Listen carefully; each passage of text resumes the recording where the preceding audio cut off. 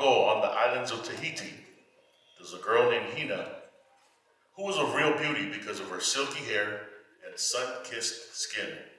Hina later married the fishing god Hiro. Before Hiro died, he cut the eels into pieces and wrapped the head in tapa as a gift to Hina. The gift came with a curse. After Hiro's death, Hina journeyed back to her family, and during her journey, she decided to stop and bathe in a nearby river. Forgetting about the curse, she put down the eel head on the floor, and it sprouted into a huge tree right before her eyes.